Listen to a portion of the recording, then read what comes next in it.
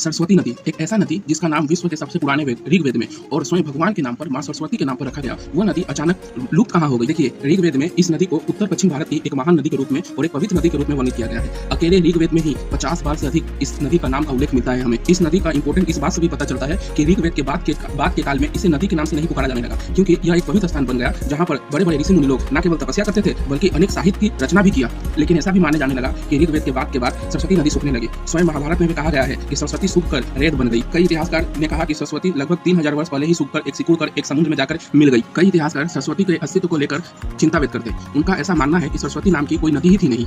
हालांकि वैदिक सरस्वती के सूखने के बाद अनेक मिथक हुए, जैसे सरस्वती पाताल में चली गई या कुछ स्थानों पर सतह पर स्वयं निकलने लगी। बाद के समय में सरस्वती को सिंधु नदी के साथ जोड़ा गया। रिसर्च ये बताती है कि सिंधु नदी के पूर्व में एक नदी बहा करती थी जो सिंधु सभ्यता के कई शहरों से होकर गुजरा करती थी, जैसे कलिबंगा, धोलावीरा, राखीगढ़ आदि। ये शहरें आज एक सूखा क्षेत्र है। हालांकि यहाँ पर सभ्यता बसी। किसी भी सभ्यता के विकास में जल एक महत्वपूर्ण तत्व होता है। अगर यहाँ सभ्यता थी तो जल थी, और अगर जल थी तो नदी अवश्य ही होगी। यही कारण है कि इतिहासकार कभी कभी सिंधु सभ्यता को सरस्वती सभ्यता या सिंधु सरस्वती सभ्यता के नाम से भी पुकारते हैं। हालांकि आज के इतिहासकार इसे घग्गर फगरा नदी या उसके सूखे क्षेत्र से जोड़ते हैं जहाँ कहा जाता है कि आज भी सरस्वती बहती है। वहीं कुछ इतिहासकार इसे अफगानिस्तान के हेलमंद नदी से जोड़ते हैं जहाँ सरस्वती बहती है। अन्य इतिहासकार मानते हैं कि इस नदी का सूखने का एक कारण क्लाइमेट चेंज और प्लेट मूवमेंट रहा होगा। आपका क्या विचार है? कमेंट करके बताएं।